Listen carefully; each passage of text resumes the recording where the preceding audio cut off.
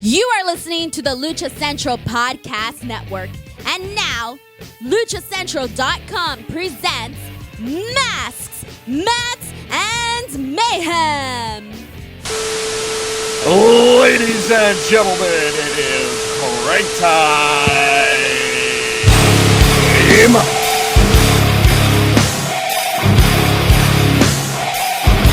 Welcome to another edition of Masks, Mats, and Mayhem. I'm your host, the Outlaw LA Red. You can find me on social media at JustinHarvey75. You can find the entire show on social media at MMMshow75. That right there is the Professor Casey.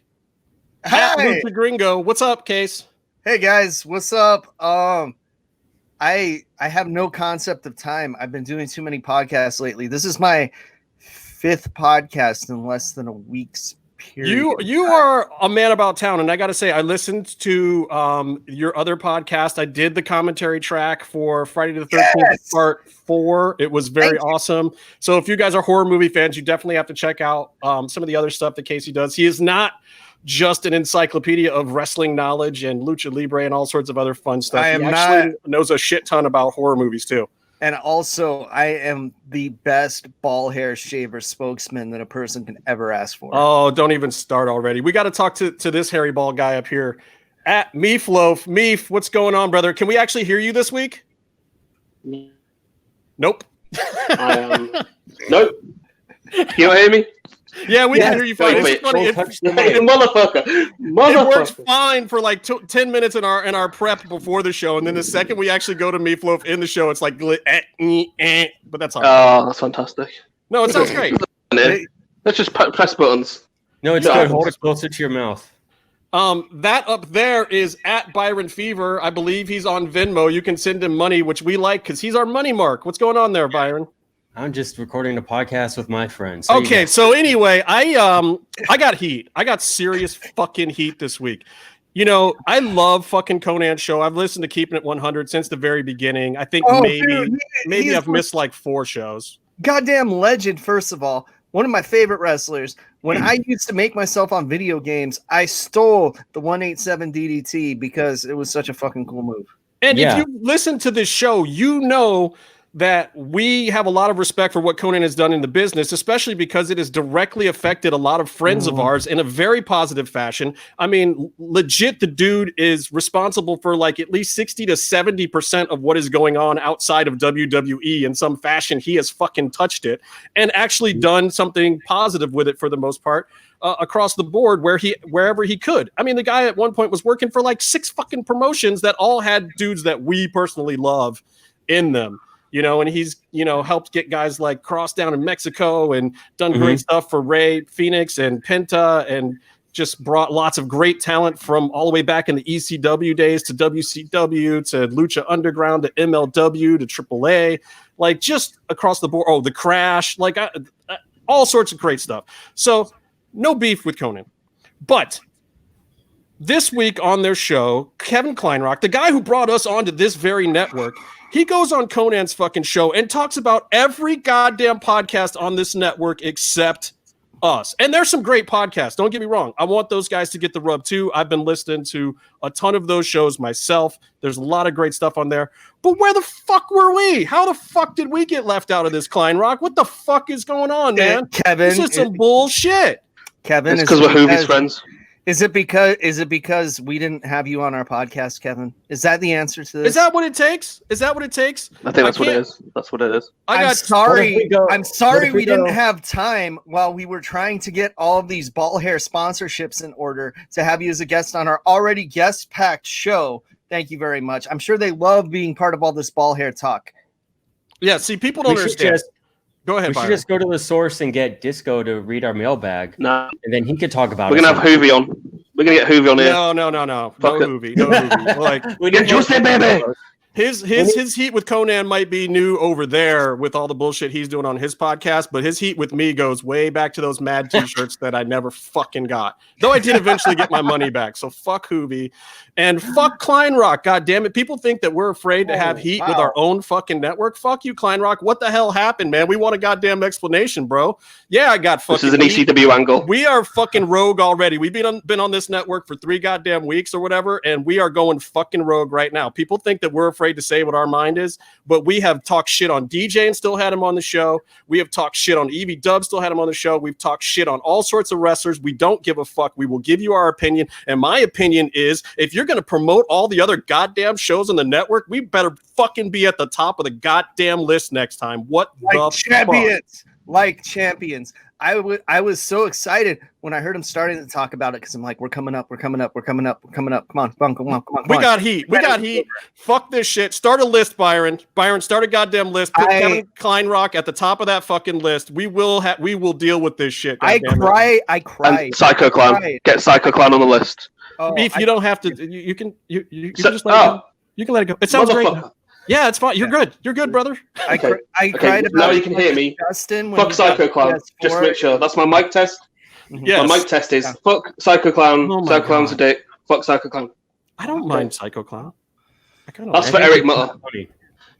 Anyway, look, enough of this bullshit. I've talked my shit for this week. I can't. I'm getting flustered. Byron, is the tape ready of that other thing? So last week, if you were watching this show, you saw at the end of the program, make sure you go all the way to the end because Skip Chaisson, the executive producer of Lucha Underground, vignette director, chief creative officer at El Rey, owns his own trailer company, done a million great fucking things. He's made all the best trailers that you've ever seen, especially for a lot of the action genre stuff. Absolutely a brilliant mind. He came on the show. He gave us a few tidbits. And guys, I have to tell you, we were holding back. That's not even the good shit. The good shit is still coming up. There's a lot of awesome stuff. And stick around to the end of this interview too, because there's even a special surprise on top of that you're definitely going to want to check out. You want to know about Lucha Underground. You want to know what Skip thinks about the legacy of Lucha Underground, what he thinks about the style of Lucha Underground, the impact that it's had, and a whole bunch of secrets of these scenes that you know and love from Lucha Underground, then you got to stick around and watch this. Hey everyone, it's Denise Salcedo here in Lucha Central with a look at all of the great shows available this week on the Lucha Central Podcast Network, where you can always find each show on its own or subscribe to the Lucha Central Podcast Network show for every show in one easy feed.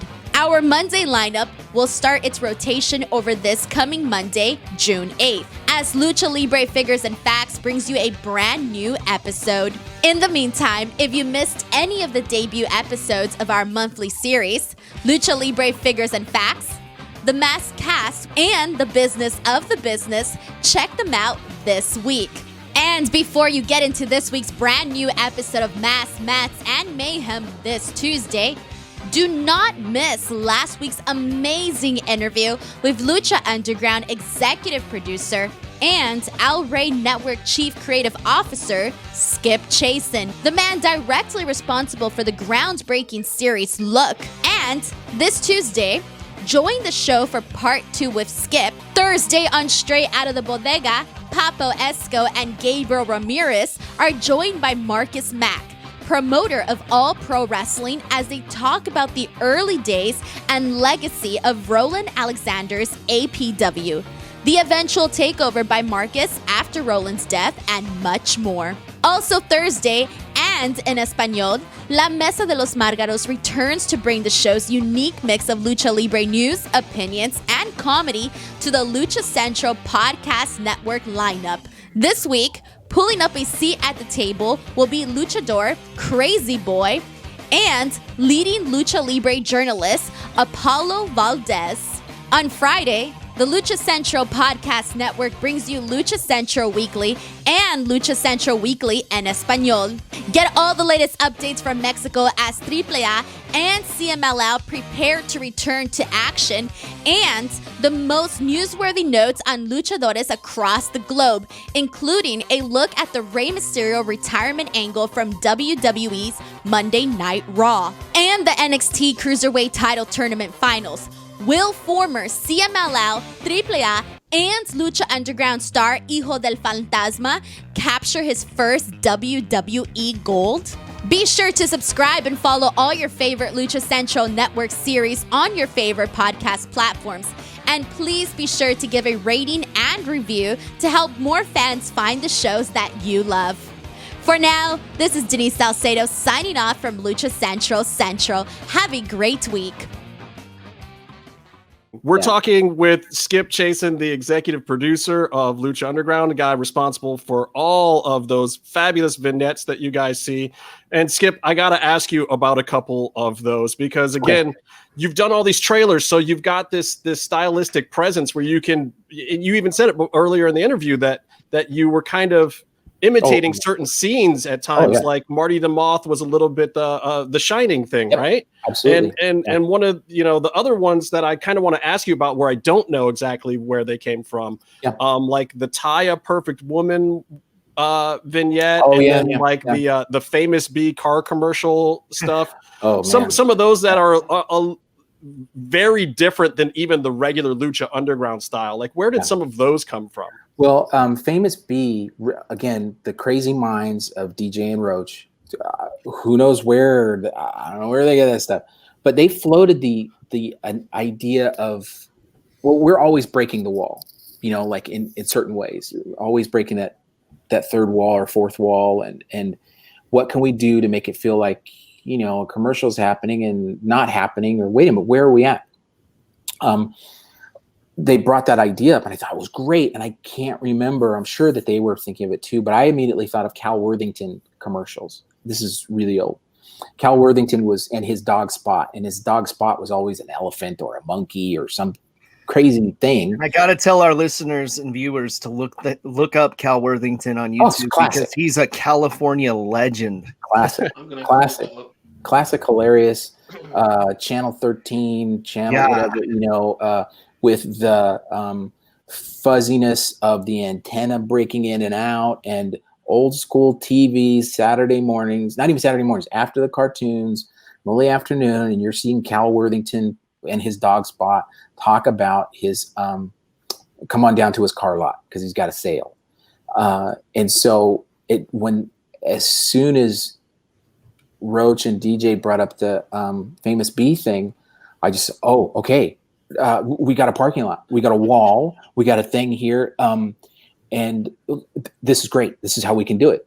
And he can have magical powers. And now, Cal Worthington and others of that time period, what was also an inspiration for me was this guy out of New York, Byron,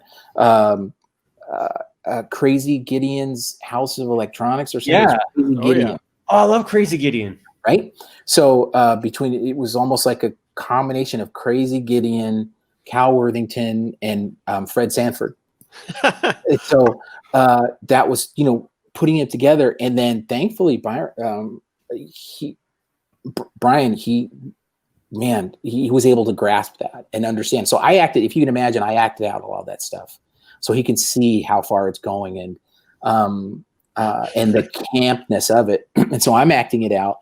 And then he was able to just, okay, I'm going to go for it. And this was a guy who was a wrestler, not necessarily an actor. To be able to come in and do that kind of office community type dry comedy that is playing like it's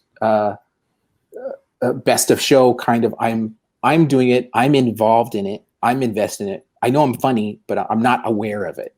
I'm like being silly and not aware of it because I got no money to make these commercials, but I'm just doing them. That's why, like, you're watching Famous B, and he's got luchadors that come up behind him and are trying to attack him, and he does a back fist, and it comes nowhere near the guy, and he still reacts to it, and there's a sound effect, and everything's kind of off and a little low, and it's meant to really do an homage to this lo-fi production stuff. At least he didn't have to hang upside down from an airplane like Cal Worthington. Yeah. That was one of the craziest commercials I've ever seen.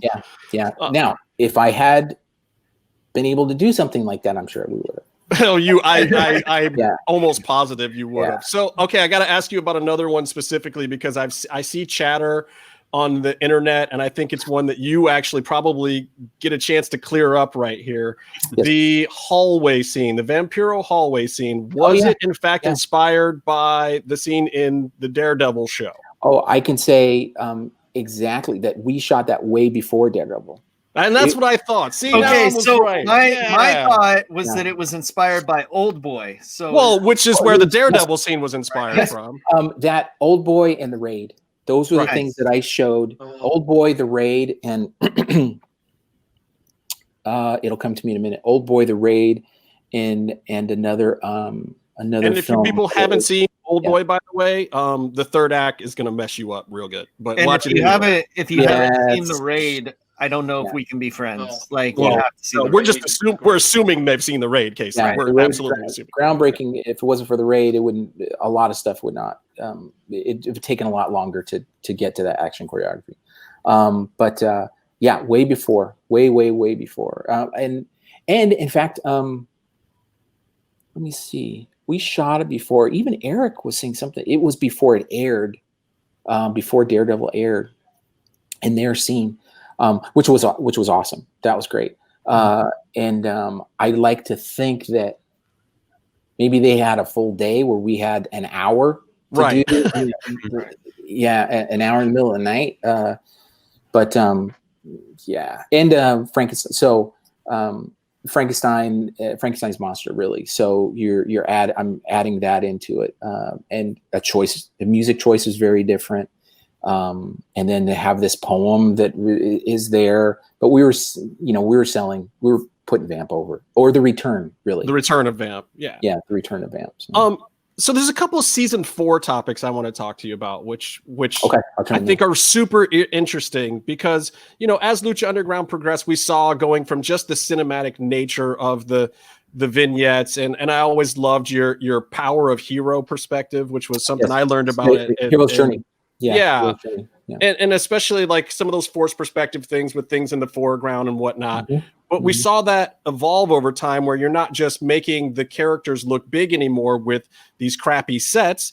You get to season 4 and you get this new building. And it's one of the things that I think was a benefit. The building may not have been great to sit in for the actual wrestling as the original temple was, but we got to go all backstage and see all the sets and everything. Oh, that's great. You guys did. Okay. Yeah. And, we paid for it. There was EV Dub had a contest to contribute to a charity, and we won it. So we got a full backstage for Ultima Lucha 4. Okay. But the sets, oh my God, the Rabbit Tribe forced perspective set thing. You got to talk to us about that and where some of those sets and ideas and that building back there from Matanza and all those things came from, because it was in a season that was really compressed, and I know super hard on production to get everything in the right amount of time with the budget.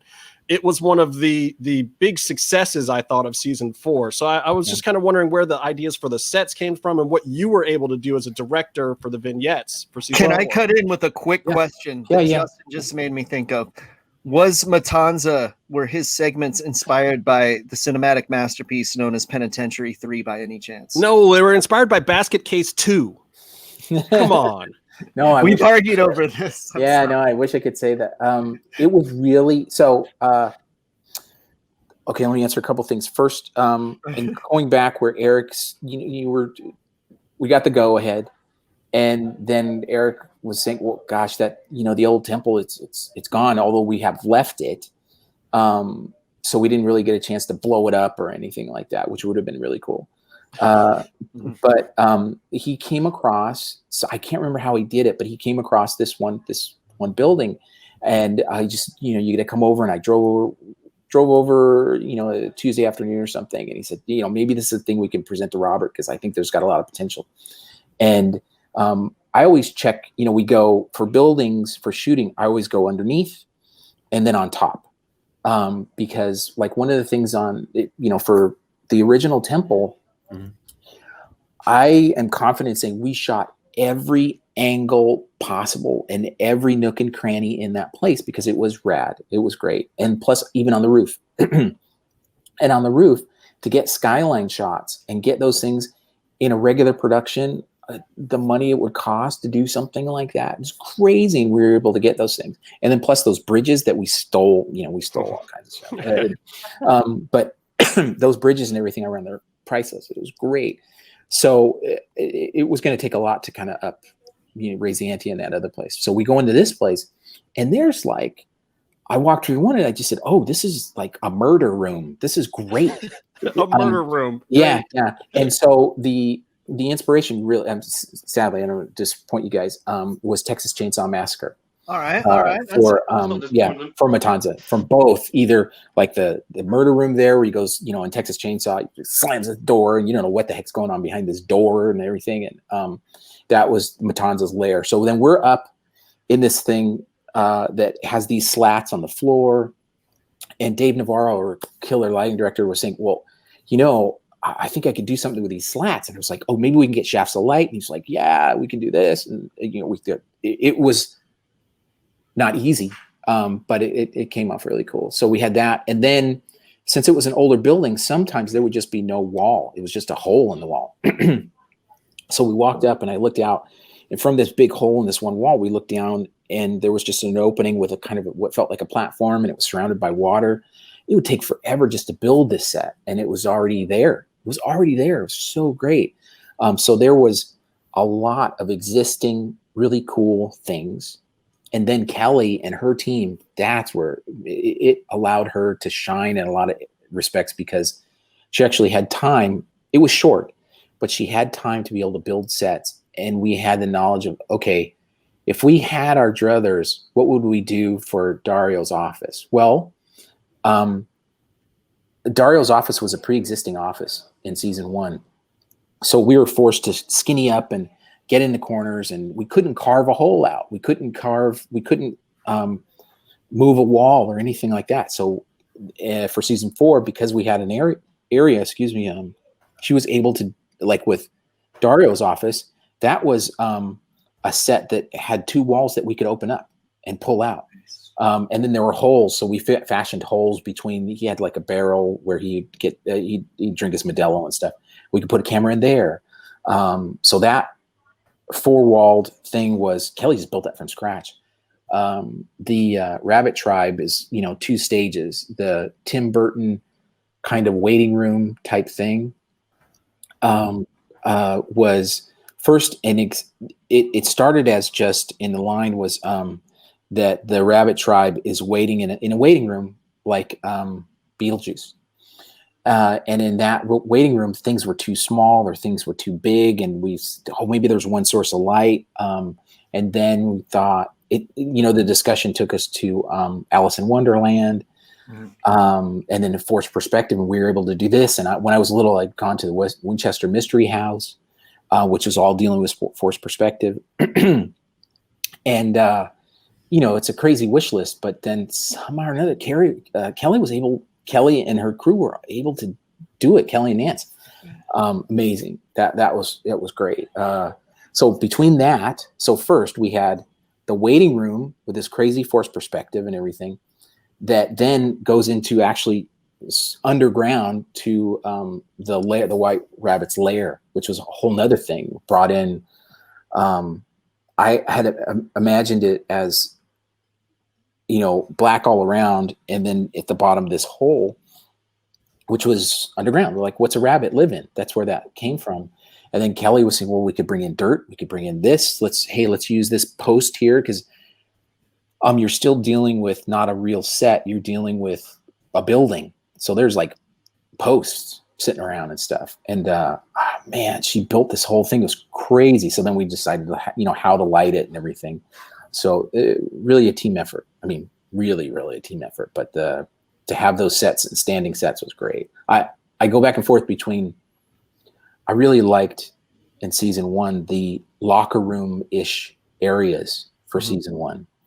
And then this locker room was built from scratch. Like the locker room from the other place was kind of existing, but they brought in lockers and everything, which were those are the same lockers. I believe those are the same lockers we brought into the other place, but the color scheme was a little different.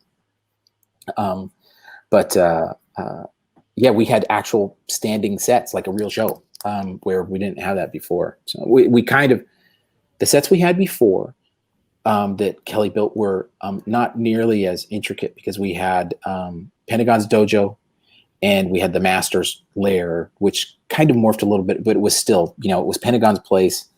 And then it was Vampiro as the Master's place. And then, Prince Puma was in there too. So it was it was the same kind of thing. You brought up Snake Tribe's place was crazy. Oh, yeah. You brought up the Rabbit Tribe. Their stuff. I just wanted to ask real quick. How did you get any filming done with Paul London and Kevin Cross? Like, were you guys just shooting the whole time? So Paul London was like talking to Robert Downey Jr. It really was. I mean, immediately I felt like I was talking to Robert Downey Jr. And if you flow with that, and even it wasn't just like talking to him. Paul London had some Wing Chun experience, just like Robert Downey Jr. Really bizarre. And so that was almost that was an in. I thought, oh, okay, he's feeling this. And so you can see, which is hilarious. There's a couple of things where in their weird kind of movements and stuff, you can see that there's at one point, Paul London has some carrots and he's actually using them like Wing Chun swords, but but they're carrots. And that's the thing. So once I was able to connect with him, Paul was like a method actor, and to talk to him that way and see where he's coming from, and you're like, oh, endless wanting to have ideas and stuff like that. And Kevin, supposedly a big scary guy, but the same thing. So excited to be able to be in a set and to bring a character to life in this kind of movie type way. So down for it, and wanting to go over the top and choose scenery, and then understanding the smallness of things. It doesn't all have to be big, and then dealing with them both at the same day, and with little crazy tricks like there's a small section where Kevin's sitting on his throne and he has a staff, and I had imagined him kind of like it sounds silly. So if you look at that set and you look at The Empire Strikes Back, where Luke and Yoda are training, that's that set. And Kevin has a staff there, and there's a moment where we even did like very old school, where he lets go of the staff and it flies. And if you widen out, it's just me with the staff moving it. But it looks like, but that was kind of that vibe. We smoked it up, and so that set was an homage to that kind of thing. Very much had the vibe of the scene where Luke fights Darth Vader and then sees his own face that scarred me and so many of my friends for life as children. Yeah. And so then, that leads to the reverse, which is pushing those buttons, which is Paul killing Masquerita. That was amazing. How over the top all of that was. Like the first time I saw that, I was like, I want all of season 4 to be this. Yeah. The slow-mo and the opera-ish kind of stuff playing. Crazy. Yeah, crazy. And both those guys are friends of the show. We love them so much. We get them on here and geek out about movies all the time. It's tremendous. They were great. Really hilarious. And like I said, just really fell into their stuff, really own their characters and stuff. Yeah, really. It's funny because with Cross, with the limited stuff we've seen at NXT now, you still see like that White Rabbit type of restraint on the performance. Yeah, which is amazing because wrestlers don't have that. They don't have that going from theater to on camera type of switch, and I think it's really effective for him. Like a big guy like that doesn't have to scream. Doesn't have to all the time. And I think they're also, I always think of them as they're like they're stage performers. That's right. They're playing to the audience. And so if they feel like they have the ability to touch someone and manipulate someone who's so far away, that's some serious chops. And it's like you said that great stage actors, if they go to film and learn how to work that camera, they're fantastic. And all those wrestlers, it seems like they're cuckoo. But they all have that. Yeah, they all have that ability. It's neat. You talk so much about how the season 4 sets, you didn't have a lot of time and you're trying to fit as much as you can in. Yeah. You had some pretty intricate stuff. Like, I know you can pre-light sets and you could just shoot a scene, pretty quickly, jumping in and out. But there's the fight scenes, like the Snake Tribe fight scenes, where you have choreograph and you're not doing just 2 setups, 3 setups. It's just, can you tell us about the frustrations with that and the fun you had with that? I think then in those instances, that's Robert Rodriguez filmmaking, is go, go, go, go, go, go. But it's breaking the shackles of what is traditional filmmaking, and oftentimes picking up the camera yourself. But although our cameramen, to be able to do those things, it's also a result of math. Seems kind of weird. It's going to be, I'll get it. It'll make sense in a second, because a shooting day is, based on a concept of math still. How much I can get, how many setups I can get, how much I can get before lunch, after lunch. Mm-hmm. And it's not just before lunch, after lunch. How much can I get before the sun sets? What am I going to do after that sun sets? What am I going to do? How many shots can I get as the lights are turning on? When you have that carbon dioxide in the air where the color is going to be really cool, when I tweak that color, how much time is that? And then how do I get that reverse angle from a fight scene? You're talking about fight scenes. Fight scenes inherently have, a number of different setups if you're shooting it Hong Kong style or American style. Hong Kong style, you are going down the path. So it's not like you, when I say going down the path, you start from the beginning of the fight and you go till the end of the fight. The beauty of that is if somebody gets hurt or if their wardrobe gets messed up, you don't have to go back and reset. You buy it and you're like, okay, so it's torn. Okay, so it's going to be torn for the rest of the fight. So you're chasing the angle, chasing the angle. So you feel a definite end to the process. But what's great about the guys and the shooters, I'm going to talk about the shooters for doing these vignettes. A lot of them still work on like Shark Week and crazy stuff where they're on like hanging off the side of a ship and they got to make it look great. Or Ice Road Truckers. They're hanging off this, they're hanging off that, and they got to be cool, calm, and collected and be able to compose a shot that works in like a window of time where somebody's going to get hurt or they're going to get hurt. So taking those guys and putting them in this crazy lucha thing, which is accelerated, is still nothing. Those guys get like, guys and girls, they got like ice water in their veins because they've been doing all this other stuff, no problem. So now you're saying, I can do all this stuff, and asking them to hang off the side of a building is no problem because they're used to hanging off the side of a boat with a shark trying to bite their butt. So they're able to do that and just enjoy it. And so we were able to get a lot of different angles really quickly. Having a live camera, when I say a live camera, not, almost all those things are either moving or they're steady cam, or even if they're on a tripod, everything is alive. There's an aliveness to it, which I thought was bringing some reality to it. So these fight scenes and the action scenes, they're not overly choreographed. When I say overly, I'm a fan of overly choreographed stuff. The Raid, Shaw Brothers, it's overly choreographed. It rides the line between that and a Bruce Lee movie, which goes right to the heart of the movement, and there's a grittiness to it. Mm-hmm. So if you can see like Melissa and Katrina's fight, there is it's choreographed, but it's not that next level of Shaw Brothers choreograph. Even though it's in hyper real, it is still kind of based in reality. The hallway fight is a good example of that. So there's no flips or anything like that. They get tired. It starts out hot. People come in and there's playing with music and everything, and there's slow-mo, but like at the Vamp, he's just not wailing through people. They're both getting tired. But it's still violent and it's still exciting. Where like in the Daredevil thing, there's flips and all kinds of stuff going on. It's really neat. I'm not slamming it, but that's where you can see a difference. Is there's some, tiredness going on there and some reality in it, but it's still a little bit more hyper real, even though we have a vampire at the end.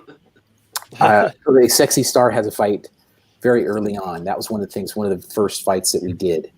was with Sexy in season 1. And that was really making her a superhero. And I have to say then, was around the time that Black Widow does her thing in Iron Man 2. And it was a necktie that all these wrestlers know how to do, like, boom, they know how to do that. So we incorporated that and a couple of other things into her fight to really, she's small. We had good stunt guys around, and that was a really fun fight. And a little behind the scenes thing for that. Towards the end of the fight, she does a move. She has a necktie. Boom. There's a difference between stuntmen and wrestlers, right? So we learned, okay, stuntmen can take that bump, take that fall, just as wrestlers, but and sell a fall or sell a hit differently and more effective to camera. But when it comes down to doing wrestling moves, wrestlers know how to do those things. So we only had that day, we had a regular stunt person on there, did all the other stuff really great. But when it came time for Sexy to do this necktie thing, she was like, no, they need to move this way. And she's a Spanish speaker predominantly. So I speak a little bit, and we were translating and going back and forth. And I was thinking, this is going to be tough. Johnny Mundo is walking through and sees what's going on. He sees a filmmaker at heart, and a really good one. Martial artist, everything, loves it. And he was really excited to be in this thing. I mean, just in general. So he sees what's going on. And he goes, oh, you know what? Give me a mask. I'll come in and take that bump. And it just says so much for him to be able to go. So if you go back in that thing where she's beating up all these other people, and it comes down to this final move, and she goes in and does this necktie, takes this guy down, that's Johnny, but he's got a mask on. And I just thought, amazing. That's awesome. Yeah, that was like a big thing that I learned too with the wrestlers there. If you need them, yeah, sure. Okay, no problem. And they had no problem putting somebody else over. And that's an example of it. Johnny was like, came in, yeah, oh, sure, I'll do it. Yeah, no, this is going to be fun. Boom. It was great. I got to ask you about probably one of the most heart-wrenching scenes in all of Lucha Underground, especially for Casey up there. The death of Dario Cueto. What film inspired that bloody mess on the desk? Yeah. Where did that come from? Yeah, was The Untouchables? Yeah, it's Brian De Palma. Yeah. So brutal. It was it was a combination of two scenes from The Untouchables. There's a scene where De Niro is at this table and he's got a baseball bat, and he's talking about loyalty and this and that, and he ends up like smashing a guy with a baseball bat. And there's a pull out, like as the blood's flowing, I think there's a pull out there, and then there's another pull out later with Sean Connery. But that was in my mind. That was that thing. And then also to cut outside for the gun blast, because it felt too real. It was just too real that he pulled out a gun, and to show this. So it was twofold. It was like, it felt too real, but at the same time, we don't have squibs. We don't have the stuff needed to make that feel cool and not comical, but scary and all that other stuff. So I thought, okay, we're going to go outside. I came to that conclusion early on because I forget what show it was, but I always thought that it was just leading up to a gunshot, and they cut outside, and you see the lights, you see the flash of light emitted from a gunshot through a window. And so that's going to work really cool we'll go outside and pick that up from Dario's door, looking at his name on there, and then flash. I'd say that's something that I do regret, but I don't regret doing that. I thought that was really neat. And then the whole pull out, Dave Navarro rigged this whole thing. So Kelly cut out a hole in this in the roof, and they did a pull out and everything as he's on his desk, which I thought that was great. But if I had that to do again, instead of having him pull a gun, I would have done something to intimate that he had some light or something coming from his hands or some like otherworldly thing. That everything else, I don't regret anything other choices, but I just thought, man, that I look back and I think, why I think that is for Angela, for Black Lotus, when she kills Matanza with the glove, she really wails into him, and it's like there's lightning and everything flying, and I just thought, oh man, I should have had something like that happen. It wouldn't, not a gun, but like the forecast of like some otherworldly power, because that would have been another like for the audience to go, what the heck? You know?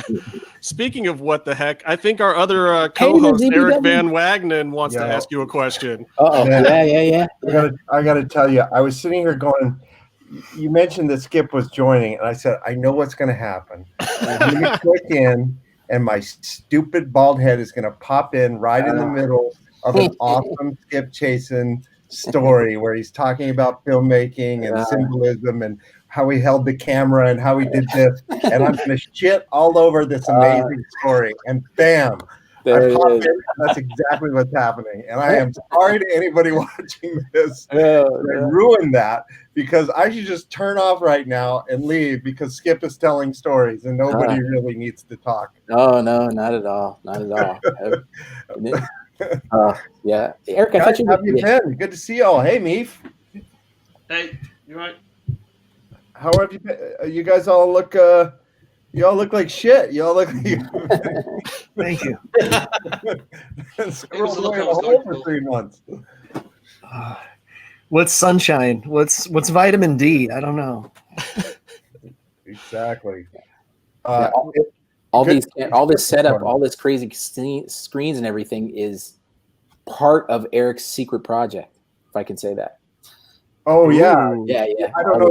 Did you tell them that we have that we've reunited? Yeah, I just said you were looking forward to a well-deserved crazy vacation because of this thing that you were on. Crazy. Yeah, a year and a half, and we recruited Skip for it, and of course you did not disappoint, Skip. It was amazing. Yeah, we got some great, beautiful stuff. Beautiful stuff.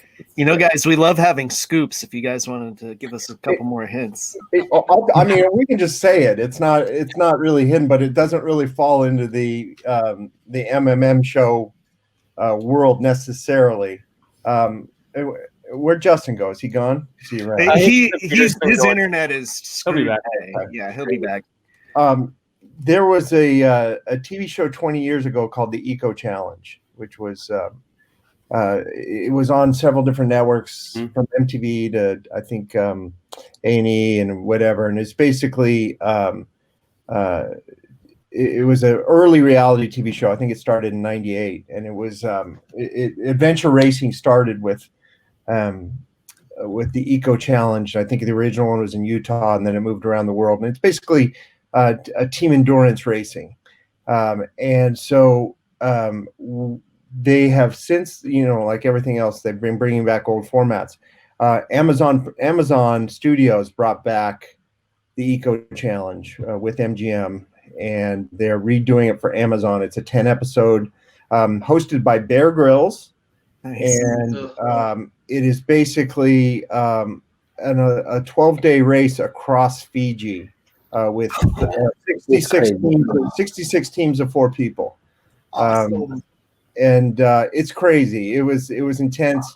And reality TV has really evolved since this last show went off the air in 2002, so it had been off the air for a while. So we wanted it to, plus we had the resources behind Amazon Prime to shoot it, so we had this significantly higher budget, and so we shot this in September of last year. Wow, I guess so. There, I know, can you believe it? Wow.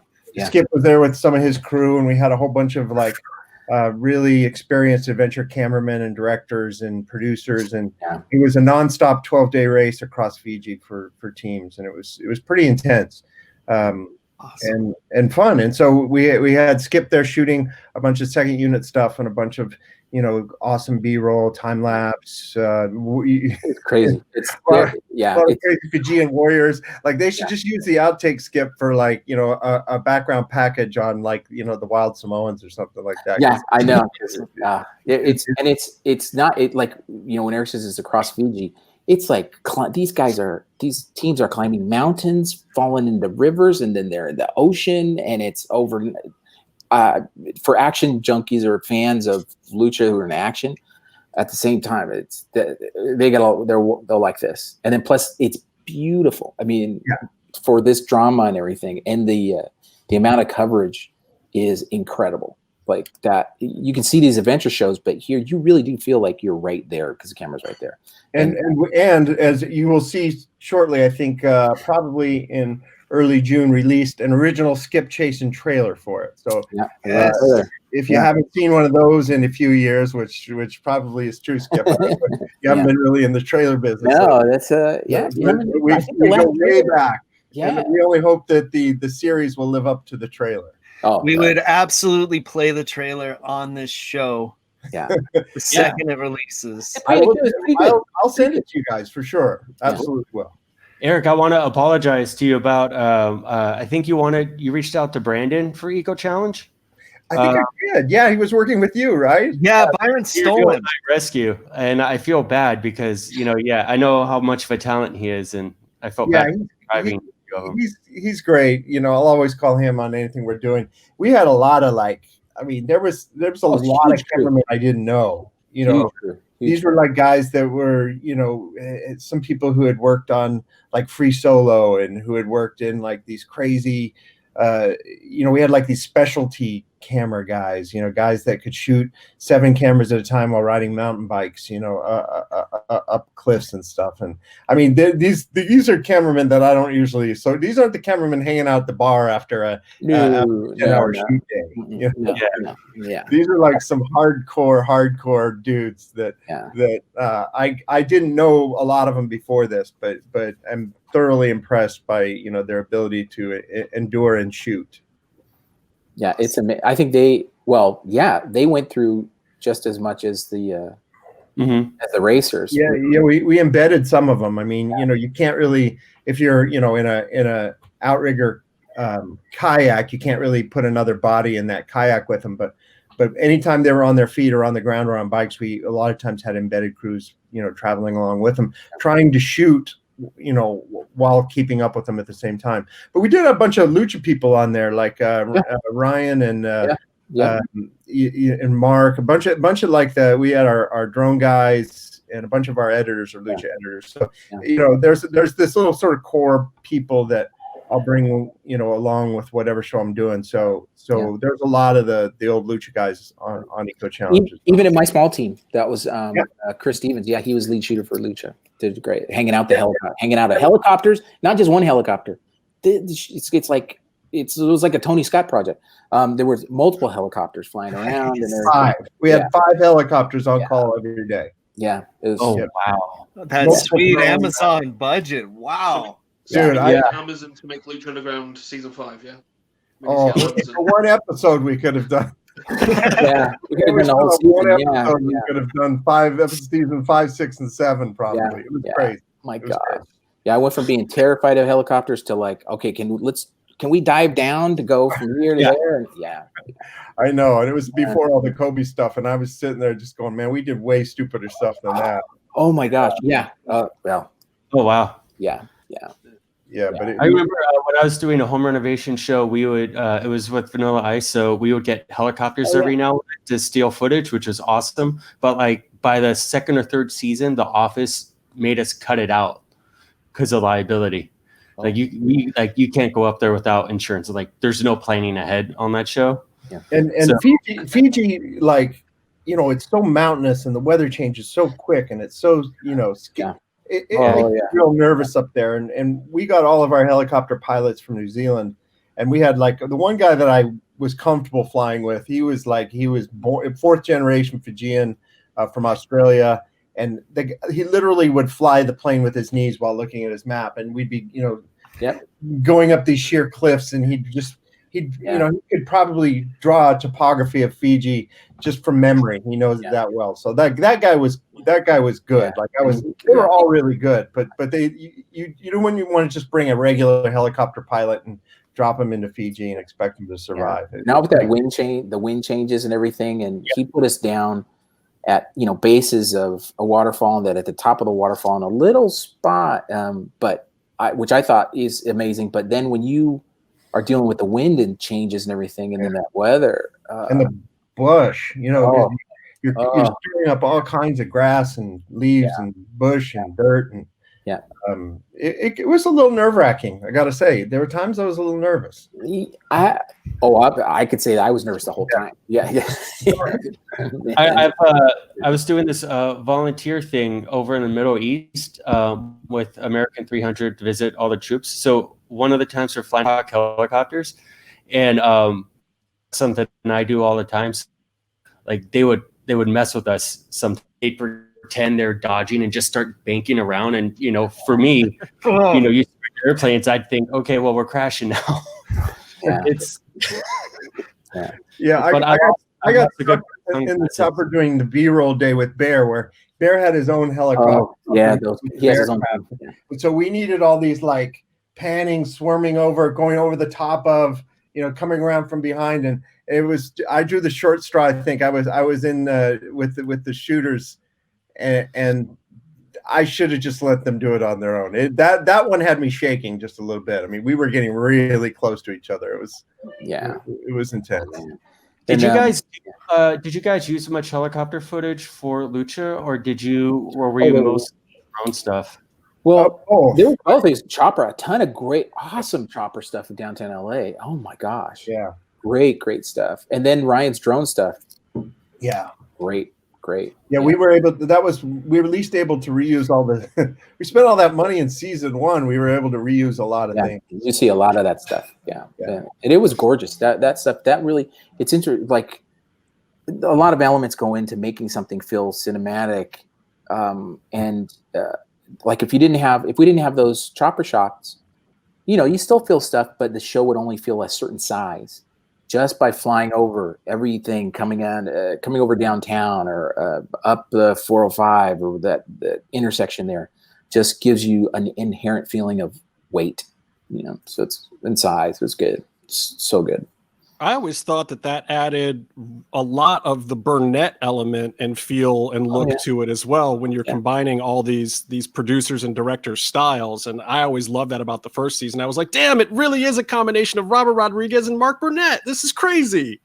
Yeah. And, I was around in those early Burnett days where it was just assumed that you would have a helicopter on call the entire 40 days to shoot or whatever it was, like really Survivor, Contender, Apprentice. They just always had a helicopter on call. I mean, even on Survivor, they still do.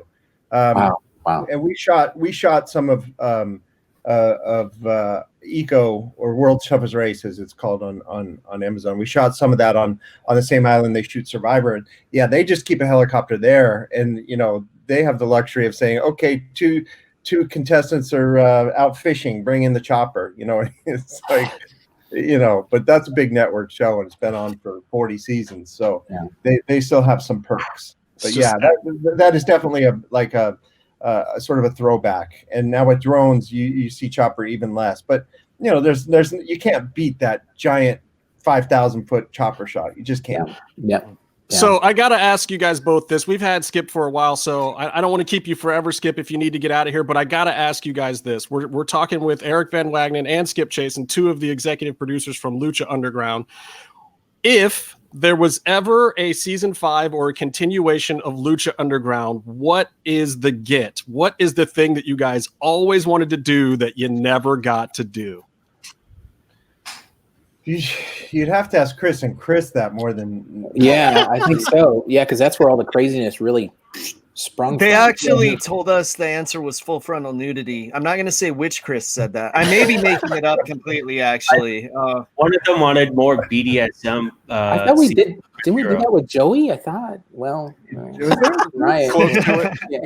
Kind of. I'm like that wouldn't shock me if we were able to pull that off. Yeah. I kind of feel like we did. That was what. Yeah. Was there anything wild that they brought to you guys that you couldn't do, that you couldn't find a way to pull off or make acceptable for? Well, I mean, I don't know. I remember Skip, you and I had a long call about how to make Drago fly. Yeah. Oh, I was just going to say Drago fly or Aerostar fly, like going back in time, Because at one point we were talking about making it a POV of Drago flying from a drone. Yeah. Remember, Yeah. we were gonna have we're gonna have Dario like out on the curb, and he was gonna, you'd see Drago running, and then you would cut to his POV, and then he would just lift off. Yeah. And you didn't, but then you came up with the fire thing, which made it way cooler, I think. Yeah, it's like, oh, what if he just disappears with the fire? And we go, yeah. And then that was luck. That was like the heavens going, one of those fire explosions, and it's like the last shot that you have of the fire guy, and we go last shot, and I'm like, okay, how much fuel do you have? Well, I got okay, load that sucker up. Let's just this is last shot. Let's explode it. And then you look at it in slow mo, and it's like, wow, it looks like freaking wings there. It's crazy. Yeah. But it reminded me of Nightcrawler, and I loved it for that. Yeah. For that point, as a fellow comics fan. But it is weird. I can't remember, Eric. Can you remember the conversation? I mean, where do you go with that? Well, you know what? Maybe because we'd already done Fire for Fenix. Because it seems kind of strange in retrospect to say, "Hey, Eric, how about if we just explode a big fireball out of the?" But then we had a conversation.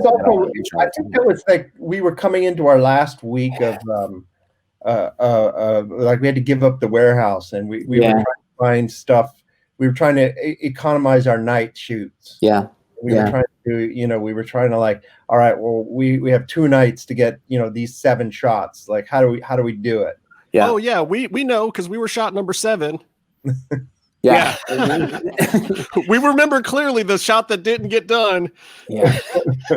Oh yeah, we're like watching the match that was going over, just looking at our watches, going, "We're not going to be able." Yeah, to do I don't know if you know this Skip, but Evie Dub was trying to get a shot for season 4 where we were kind of crawling into the temple, or we were the guys sneaking in or something to that effect, and we were trying to shoot it during Ultima Lucha or something. But man, that whole night was way over. Every guy out there was taking liberties with time that night. Yeah. So these guys are a little salty about that because I was featured heavily on Lucha Underground television, so I don't feel bad about it. But these guys, they're just great. Yeah. I mean, I never got to go. Yeah, Meef never got there, but the other ones, you'd think that the 3 of you guys were paid extras.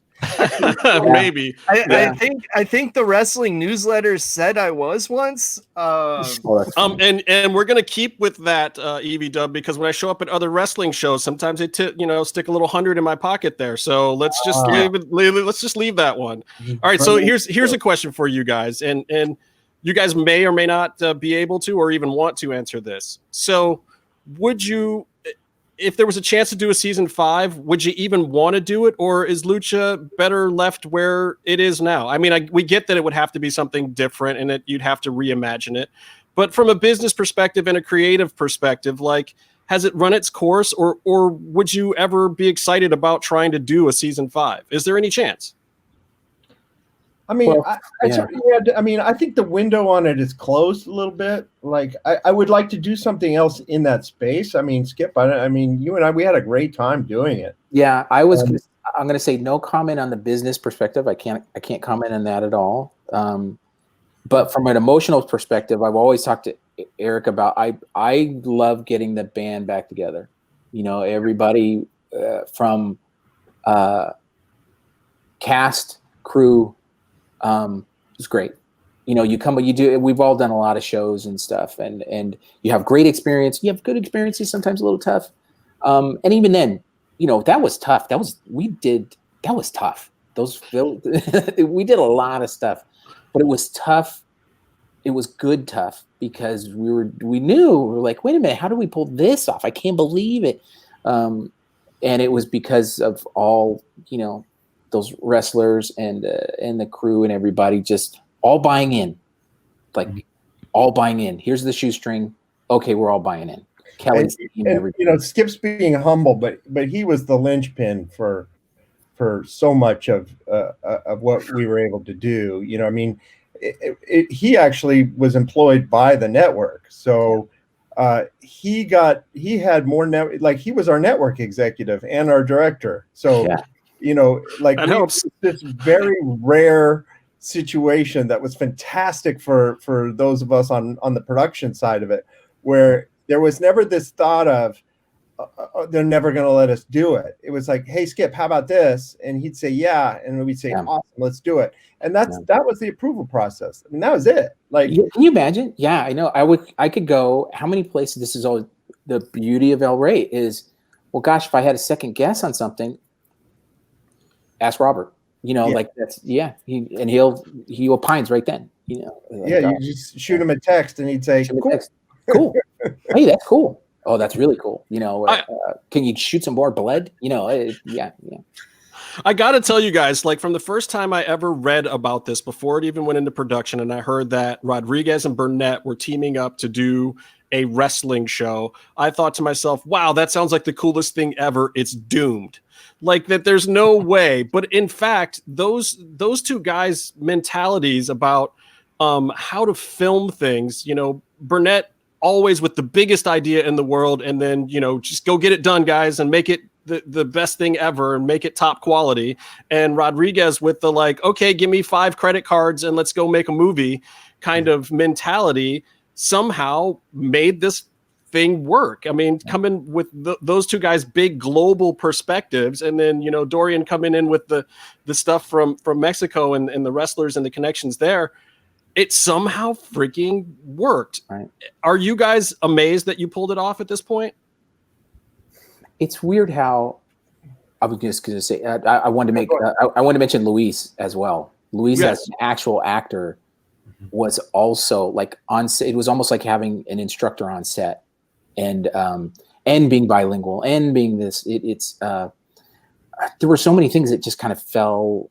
That did fall into place, that were either shoved into place, but others were just like, hey, wow, Luis, that was fantastic in a lot of different ways. And it was really odd that I was connected to Robert, and I had also had a previous connection to Mark Burnett. I thought that was really weird. And then Eric already knew that. There was just a lot of like, oh, okay, that kind of makes sense. It was weird. Yeah, and I think we were lucky in that we were the smallest show in both houses. You know what I mean? Right. Dust Till Dawn was going on. When you're doing The Voice, like Mark didn't have time to worry about Lucha Underground. Nobody did. Every time we would get like the junior lawyer who had just been hired 3 weeks earlier, and we would beat the shit out of them, because they were just fresh out of law school, and like. Yeah. We were kind of like bullies, we were just kind of, we're going to just do it this way and nobody's going to stop us. And nobody really cared enough to really stop. And we were at that warehouse. Nobody wanted to come out. Nobody wanted to go where we were. Where we were. Our editors worked from home, so there was no drive, but there was no stop bys to see what was happening. Well, all editors work from home now, Eric. Yeah. So you started that one too. We started that trend. And what's another plus was Ryan. I mean, that was another. How many somebody be able to cut and be able to do the drone thing, but be on set as well. There were a lot of neat little unicorns. You always trying to find a unicorn, and we got a bunch of unicorns. And you know what was interesting, Skip, when I think about it and look back on it, like the original vignettes, Skip wasn't involved with, and we took a pass at those, shooting those just more traditionally, and they sucked. They were not that great, and basically. John Fogelman, who was, sort of he's, I guess, I don't know, how would you describe his role at well, wasn't he, I want to say exact, but I mean, at El Rey, one of the founders. Yeah, he's like and he's this big old Hollywood character, like, everybody. Yeah, I mean, he started in the mailroom at William Morris back in the day or whatever. I mean, he's just one of those old, movie characters. And he saw them and he goes, these suck. The only one who's allowed to talk is Luis. So if you look at those first few episodes, we had to rewrite them. Remember, like I remember rewriting the Chavo one. Chavo never said a word in that vignette, and that's the first one we shot that Skip took over. And I remember just like being in panic, going, "How are we gonna do this with Puma can't talk and John? Like nobody can talk. Konnan could talk. He liked Konnan. Konnan could talk, and Luis could talk, and that was pretty much the only people allowed to speak in the vignettes. And that led to like really dramatic angles and low angles, silences and reaction shots. And Skip came in, and I remember the first one you shot, Skip, was the one in the locker room with with Luis and Chavo. Yeah, when he's got the sweat and the water. And I was like, are they going to turn on the lights in here? It's really dark. And I looked at the monitors and I looked at the faces and Chavo with the sweat dripping down and Luis with the gnarly thing in the doorway. And I said, holy shit, like John was right. And you never want to say that the network guy was right, but he was right on that one. And so it took it was a long, slow, deliberate process before other people actually got to speak in Viet. We had to convince John that, okay, this guy's just good enough to say it. And what if he just says this? But if you look at those early vignettes, there was Konnan talking and there was Luis talking, and I think that was it. Yeah, it's sexy subtitled. In Spanish, yeah, a little bit. Right. Yeah. Which we loved, and honestly, other wrestling promotions could probably take a cue from that, because there are definitely a few that probably still shouldn't talk, and I won't mention any names, but I think a lot of our viewers know. It would be a very long show if we did, Justin. So I do have to ask you guys though about the legacy of Lucha Underground, because the cinematic fight scenes and the vignettes, a lot of other wrestling companies are kind of being forced to try some of those things now. You saw it even at WrestleMania, and just to keep it interesting, because 10 matches in a room with no people in a row gets a little stale. So they're copying a little of this style. And I'll give Matt Hardy and Jeremy Borash some credit too for what they did over at TNA at the time and Impact now. For a little bit of the cinematic thing that is kind of prevalent in wrestling now. But what's the legacy of Lucha Underground and the impact that it had on this form of storytelling, do you think that people will carry with them into the future? I mean, that's an interesting question. I feel like, I always thought that we could get away with the backstage stuff as cinematic as we wanted. There was part of me that always thought that if there's wrestling, it has to be in front of a live audience, because they're there to keep your performers honest. Like if you're faking stuff and you're redoing retakes and things like that, you can't get away with that in a live audience. People would know that. And my thought was, do everything else edited, cut, scripted, directed, whatever, but the matches themselves have to be, in the live audience. And I have wondered over the last couple months how we would have dealt with this scenario, and I don't know what the answer would have been. I mean, you guys would have had like 3 dudes probably though too. Yeah, that would have been the other problem. We wouldn't have been able to get anybody from Mexico into the US. That would have been, it was hard enough when we were doing it to do that. I can't even imagine how we would have gotten those guys. But aren't Fenix and Pentagon working? Like, I think the residents probably. Well, Fenix is, Penna hasn't been. And they missed a dive catch on Fenix, and now he's concussed and can't work for a while. He was supposed to have a match tonight, and he can't do it now. I think I saw that on Twitter. That looked pretty rough. Like 15 feet in the air. And I to be totally honest, I think the last wrestling I watched was the Ultima Lucha Quattro. I don't think I've watched 5 minutes of it since then.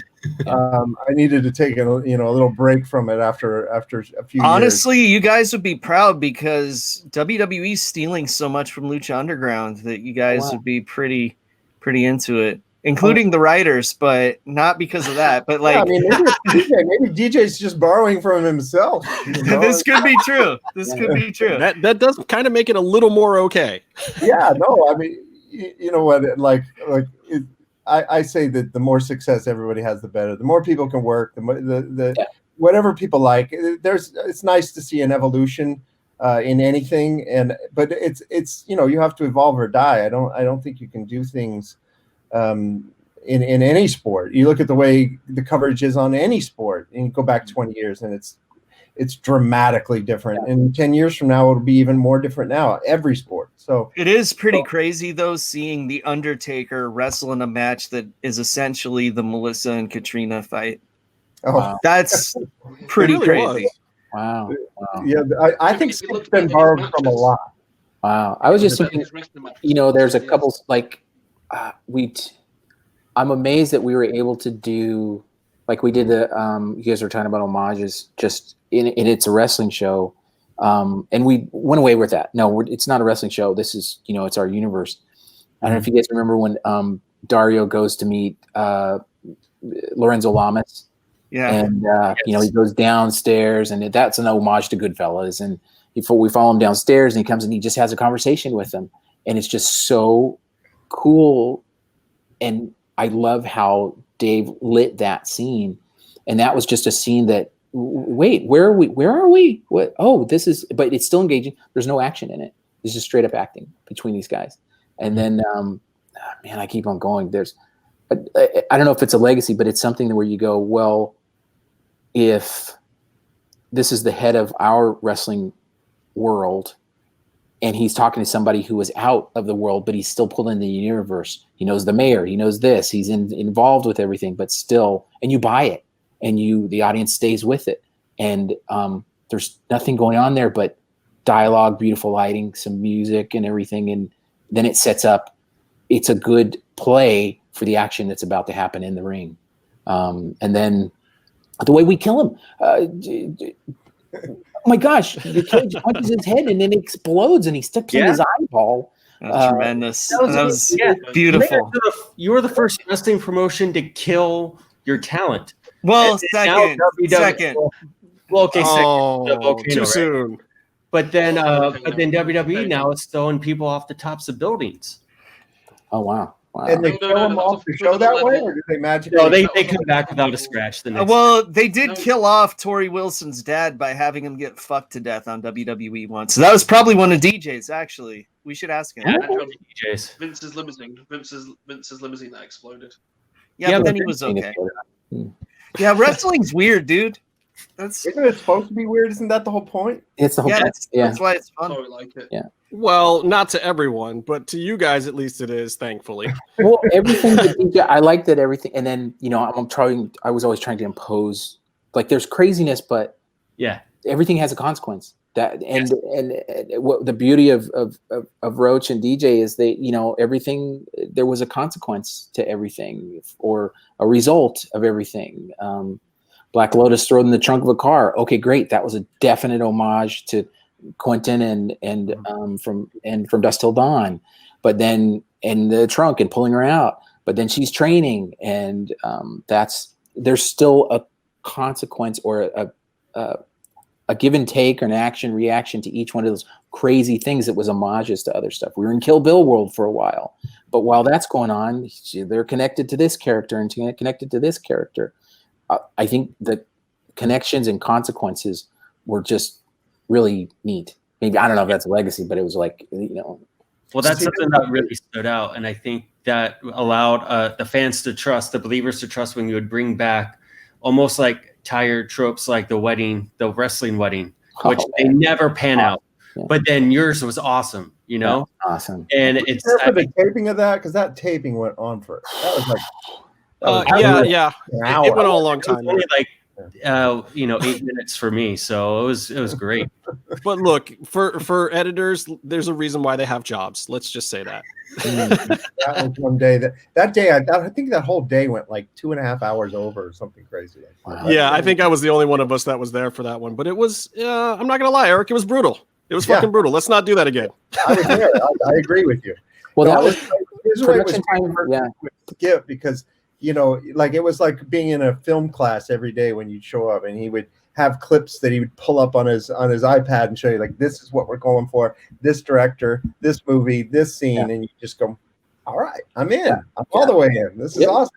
We had no time to do everything else. It was like, here's my drawings, here's the thing. Okay, go. Even for the wedding stuff, season 4, I can't.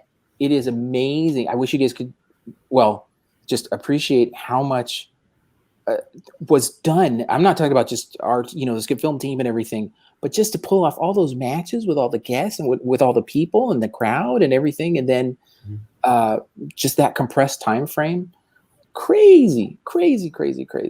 Yeah, it was pretty nuts. I was there actually for every taping that season and talking to a lot of the performers and stuff too, and they were telling me about all the weekday shoots and all the stuff they were doing. And I talked to EV Dub a few times, and just seeing you guys pull that off in 4 or 5 weeks was absolutely ridiculous. And people can think what they want about season 4, but I know the constraints that you guys were under, the visa issues, the rewrites for people that couldn't even be there, the time stress of getting it done in that amount of time in a new location that was leaking.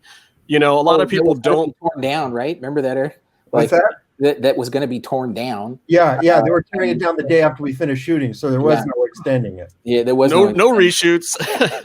No pressure, guys. No pressure. All the stuff that you guys saw in there, and then even maybe stuff that you didn't see, the control room and everything else. So the stands, that. I mean, that was all built by Eric's team, and there was nothing. It was a wonderful warehouse. I was telling Eric when you come down, and we met. I don't know, it was like a Tuesday or something. We went through there, and it was like gravy. All these different locations. Yeah, it's beautiful. It smelled like dead bodies, though. Remember? Legit dead body. Yeah, That's because there were probably dead bodies in there, guys.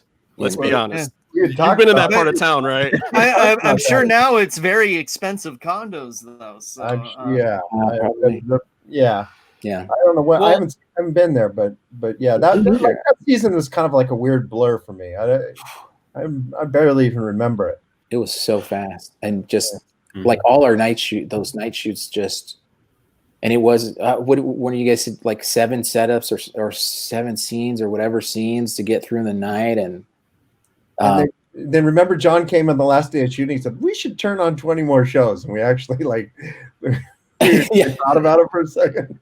I'm like, about that. Yeah, about that. But still, I mean, it was awesome. You know, Skip, I want to thank you so much for doing this today, and we've been waiting to get you on this thing for a long time. EB Dub, we'd love to keep you around for a couple minutes more if you've got the time, but we've had Skip here for a while, and Skip, trust me.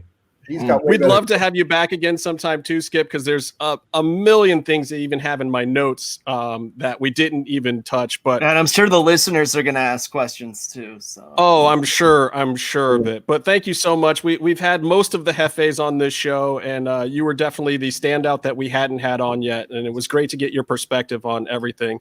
So thank you for joining MMMshow today, Skip.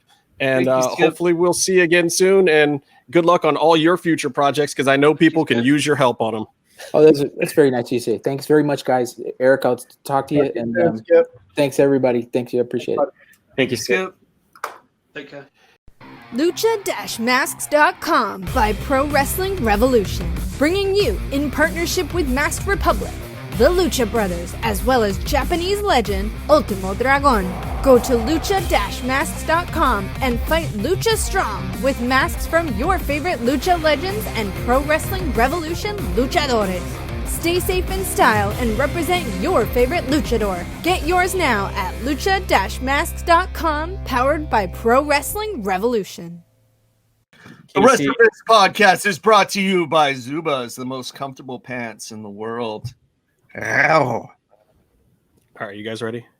Oh, I thought that was part of the show. No, that's great. Oh, man, shit. Sorry, we are back. Hey, that was an amazing time with Skip Chaisson. I can't believe that he came in and EB Dub came in. And stick around for next week, too, because the rest of that EB Dub interview with just us is going to be next week. And I think you'll be very interested to hear what he says about the possibilities of season 5 and what he thinks about Lucha Underground and some of the things that happened towards the end of season 4 there with all the shenanigans. But man, hey, there's a part 3. Yeah, there's more. There's still more. Like, dude, we provide. We should start charging for this. We spent hours. Look, we don't have to charge if people get us the correct ball shaving sponsorship. I think you I think you know who you are. And I think that this is where you want to be, because there is a furriness and fuzziness, a robust fuzziness to the underbelly of this show. I gotta say, that really needs to be taken care of. We're fielding offers from all kinds of ball shaving sponsorships. You see, we got that connection to the Mexican ball shaving companies. We've got a little bit of the Japanese Puroresu fucking ball shaving companies. Because you know what, man, summer's coming up, right? And as wrestling fans, the only acceptable beach attire is a Speedo, so you could be like your favorite wrestlers, right? Yeah. So you don't want to be looking like you're trying to smuggle a couple of tarantulas while you're going to the beach. That's why you need to do a certain kind of trimming. I'm not going to say the name of any of the companies because they're not helping us out yet. But all I know, landscaping for men. Well, we will definitely be happy to say those names later. Hey, you know what? I think, I was listening to what you guys were saying when we took the little break before we did this piece and the Lucha Underground review is coming up, guys. But yeah, you guys were talking about, how hard I was on Klein Rock at the beginning of the show because he's a friend and he got us on the network and he's been a longtime supporter and everything. But I'm still fucking mad. This is some bullshit. I want a fucking public apology. I don't give a fuck what you guys think about what I think about how mean I was. I don't give a fuck about being mean. I'm a mean motherfucker. Ugh. God, remember when I used to be the mean one? Fuck. I'm just saying, you guys don't think it's fucked up that like all those other great podcasts got mentioned and we didn't? I mean, I love those shows. I do. Yeah, I really like how he plugged the ones that aren't in English on the English speaking podcast. Hey, but that's cool too. You gotta give love to the Spanish broadcast too, which is a cool thing about the Lucha Central Network. And I'll give it up for that. And I think the network is dope. Yeah. And what I understood from that podcast, because I checked it out, that's a fucking dope podcast. I just understand every fourth word. Well, it's still fun to listen to. I thought it was funny how he was like, "Hey, Konnan, you're gonna love this podcast in Spanish," and Konnan was like, "Why would I like that?" Like straight up, like, "What do you mean by that?" Yeah, what are you trying to imply, man? What you talking about, Willis? All right, so look, Lucha Underground, season 1, episode 4. Having good times. Last time we got the debut of Drago, Pentagon, and Fenix, which was amazing. I'm sorry, Pentagon Jr. He was still going by his AAA moniker and in the regular AAA attire, I believe, right? This wasn't a special costume for Lucha Underground at this point. He was full like Ninja Pentagon Jr. Yeah, and in the season so far, we've kind of seen Chavo go full heel, Sexy Star go full superhero. We've seen Mil Muertes and his 1,000 deaths coming to basically decapitate most people across the ring from him. And we've also have we had the debut of Cuerno? We did have the debut of Cuerno already. That's happening in this one. Right? Oh, that's this one. Yep. Meatloaf would know. Meatloaf knows everything Cuerno Phantasma. Sorry, you guys. We record too many podcasts, as I've been saying. We're confused a little, but we're okay now. Cuerno. But the fun thing is, dude, I have to tell you, it is so hard to watch just one episode of Lucha Underground when they're all sitting right there in front of me. I just want to fucking take them all and watch the shit out of them. I even saw DJ posting about it this week. This guy is over there busting his ass making wrestling product, and he's still thinking about fucking Lucha Underground. It's undeniable. Justin, you forgot the air quotations. Sorry. Wrestling product. Sports entertainment. I haven't seen DJ tweet about anything. No, it's not weird at all, Byron. You're fucking blocked.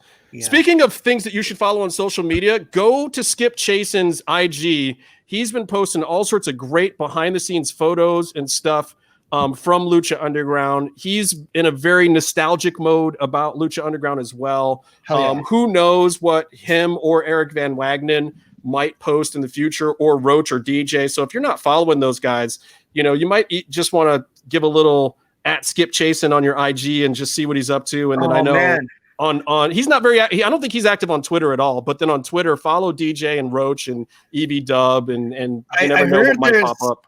I heard there's this other guy that's like super behind the scenes and posting all kinds of shit at MPOS Official. I think you should follow that one on Twitter as well. That's you, Casey. It's not me. It's the other guy. I promise you, I'm not running that account, but it is for my other podcast. Follow that. It's full of Lucha Underground stuff. Not really. All. Not at all. But it is full of good stuff. Honestly, though, the next episode coming out has wrestling on it that I have not talked about on this show before. Ooh. Although it is all the stuff that inspired Lucha Underground. Yes. A lot of it is. All right, so listen, Sexy Star. We've talked recently about how not many people at the beginning of Lucha Underground were allowed to talk on camera, and you've kind of heard that from the Jefes. That they were very careful about it, and which is, I think, smart. A lot of those guys were green or English as a second language. But Sexy Star comes out, and she is allowed to cut an in-ring promo in Spanish at the beginning of this show on Chavo to kind of help villainize Chavo, I think, with the Latino audience. Did it work? I think as a representative of the Latino audience, yes, it works. That's true. I just mean in general, like, is having Sexy Star talk on the mic here working at all? I thought, look, my Spanish isn't great, but I thought that even in Spanish, this wasn't the greatest promo, and that when Evie comes out a second later, Evie showed more star quality in her little half a promo, which created literally the baddest bitch in the building thing came from Evie's promo right after Sexy Star. Yeah, see, that's the thing. I really like the Evie promo, so I think that it overshadowed the other one. But also, I was reading subtitles. You know what I mean? Right. So what were you gonna say, Meef? I was gonna say the other thing as well is obviously the crowd was more Duolingo. You know, a lot of the crowd spoke Spanish and could understand Spanish. So for a live crowd, it was brilliant. And also, when you put it onto DVD, Blu-ray, and a network, you can put subtitles on it.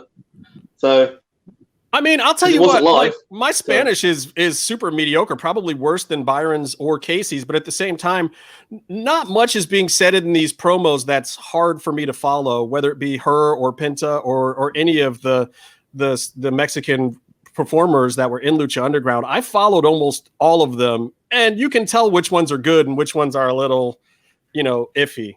I mean, we followed Penta's live. You know, we don't have subtitles in person. Yeah, I think that's the thing that Lucha started doing, and in watching the episodes, even when they are subtitled, I think it just proved that you can do a promo in Spanish for a TV audience that's predominantly English speaking. Like, it still works. I thought Sexy Star's promo, I thought it was good. I thought it worked. I thought she comes out here speaking Spanish. I don't really know Spanish that great, but I knew what she was saying. I got where she was coming from. Of course, Evie, I think, especially at the beginning of Lucha Underground, she's just on fire. She's the one you pay attention to in the room. And of course, she, I agree. You paid attention to. There's a certain, but see, here's the thing. And a lot of people are shitting on Cody Rhodes putting the belt on himself right now in AEW, and how much former WWE talent is kind of rising to the top in a lot of places. But I got to say this, they're also better trained. And Evie didn't even spend a lot of time in WWE, but while she was there, they fucking schooled her ass. And you can see right here the difference between a lot of the other performers and somebody that's come through a little bit of the WWE system in the level of promo that they cut. You see what Chavo was doing in his promos on the show at this point. And a new wrestling program, if they can get some WWE talent, is never going to be hurting for it. As much as I don't want that to be the case, and I want to see the young talent rise to the top and get that time, a veteran is a veteran regardless of where it came from. And you can see right here clearly that even with a small amount of WWE time that Evie had, it shines through in her ability to cut this promo. And even the in-ring work in this match at the time, keep in mind, WWE was still in the Divas era. There was not a women's revolution in WWE at this point. It was starting. You could start to feel it over there. But even with Sexy Star, who's not a great in-ring performer, and Evie, who's also had her misses from time to time, I thought the match that they had at the time especially was still better than what WWE divas were doing. Mm-hmm. No, this was a pretty good match. I do got to say, though, it's a shame that we're seeing the last of the people, more or less, that were brought through by some of the great producers, because they all got released in this last batch of releases, which sucks because, like, some of these people we're getting promo work with Dusty Rhodes. Like, holy fuck. Yeah. Like, that's amazing. People are getting in-ring work with fucking Norman Smiley and Fit Finlay and Robbie Brookside and all these great European wrestlers. All those guys are going to they're furloughed. Like, I don't know technically. You think they'll be back, like, eventually? They would want Fit Finlay to be doing the AEW women's division. There's no way. Yeah. I think what you're going to see now, though, is like AEW is going to have some of those level guys, but then the rest of the business is going to have the Attitude Era guys now, whether they be WCW or WWE as the agents. I mean, and you even saw a little bit of that in Lucha Underground with Chavo and Paul London and some of those guys, and MVP, and those guys were later at the end of the Attitude Era and moving into Vampiro. the Ruthless Aggression Era or whatever the hell you call that next. Yeah, but Konnan and Vampiro are like they're before Attitude Era actually. Yeah, but they carried over through it because they were just big stars all the time.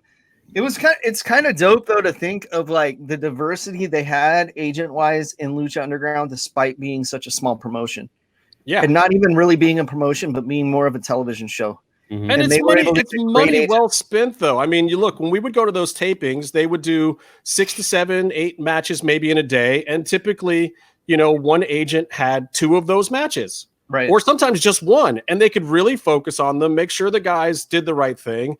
And because of the fact that the show was taped, they could go a little long so the guys could feel out a spot and get to it better. The go-home portion of almost every match in Lucha Underground was typically flawless because the guys could build to it the right way. And if they went a little long, they might get chastised in the back a little bit. But at the same time, it would come out great for the show. And the audience there, we didn't mind so much. Like, it would have been bad for live TV on occasions, especially like, some of the wedding and some of the other things that they've done and some of the promo spots that they've tried to do in ring. But I think the editing still was a big part of it, and having great agents in the back was as well. And I mean, we're talking about Sexy Star, who had the benefit of like retakes in some of her matches too. Okay, well, let's not talk about Sexy Star anymore. Let's move forward to the first vignette. Dario is telling Drago that the Hunter is coming. Was this a big moment for you, Meef? I just remembered how Sexy Star had to redo matches in front of people. Oh, you're so terrible. She did have to redo a few. So, Meatloaf, were you a Phantasma fan before he came in as Cuerno? Or was this what partially did it for? Why do you have 700 Phantasma masks back there that we can see? I wasn't in wrestling at all. I would literally, not Ultimate Lucha, Aztec Warfare was the first wrestling I watched in about 6 to maybe 10 years. Damn. I completely had nothing to. I would watch Raw maybe like once a year just to kind of check in. I was up at that time of night. It's like 1 o'clock in the morning show here. So literally, like I had nothing to do with wrestling whatsoever. So when did you see this match for the first time? Did you go back and watch it back then? Yeah. So I Aztec Warfare was the first. So that was January 2015. Yeah. I like this little teaser promo. I like setting it up for that Dario may be kind of messing with people. I love that about this vignette too, that you're starting to get a little bit of his maniacal edge of like, he doesn't necessarily have any affiliation with Cuerno, but it's like Dario is seeing these guys out there and he's just like, oh yeah, this guy can come and fuck people up around here. And he's just doing it to be kind of maniacal, and because it entertains him, and there's going to be violence involved. And I love that about his character. Dario just wanted to take a piss and was annoyed that this dragon just keeps hanging out in the fucking bathroom all the time. All the time. I love how Drago is so heavily featured early on as a big star, and you could totally see just he's such a big deal. Well, and I felt that because, like I said before, like Drago was one of the guys that I was most excited was coming to Lucha Underground. He was one of the reasons I was watching. So it didn't feel misplaced to me at all. Like I wanted to see him on the same level with Chavo and Blue Demon and these guys that were the established names. I felt that he deserved to be there, and seeing him get that early acknowledgement. He wasn't necessarily getting the push in the ring all the time. You know, he still did the job on numerous occasions, but at the same time, it didn't matter because his matches were fire. He was getting promo time, he was getting camera time, and it was dope. Like I was thoroughly. I think we're yet to see him win a match at this point from the as far as we got in the series. But still though, it's better than AAA featured him, and he had been there for years. And I was a fan of him as one of the Barrio Boys, even though the gimmick was a little, I thought he was dope. Fucking love the battery cat, dog. Oh, you and the fucking Ever Ready deal. It's amazing. Gato Ever Ready. Wow. Tremendous gimmick. He usually denies that. Denies that gimmick. I absolutely love the theme song for that gimmick too. And how does it go? It goes. Yeah, it's been a while. Agato Luchador. Agato Luchador. Agato Luchador. That's amazing. Yes. Bring it back. What does that mean in English? Cat fighter. Really? Speaking of in English, the other fascinating thing that should be noted about episode 4 is that not only was there one in-ring promo in Spanish, there were dos. Pentagon gets one as well. And this is amazing because Pentagon gets booed. And the heat that he's getting at this point in time, I don't even feel like it's totally like Rudo heel heat. This was almost like, we don't know if we like you very much kind of heat. And it was pretty amazing for where he got to eventually to see this moment specifically of like, Pentagon is not really on anyone's fucking radar. A lot of people are not caring. It was on the real G's radar. Like Vic was probably already fucking rocking a Pentagon shirt. Certain people knew what was up, but all of us weren't there yet. That's the problem. Correct. Mundo. Yeah. And, I mean, come on, like, if you don't like Pentagon, stop listening to this podcast. Go listen to fucking Twitwow. I don't care. But it pays off. I think it pays off here with the match with Fenix. What do you guys think about the actual in-ring work of just the brothers in there against each other at this point in time?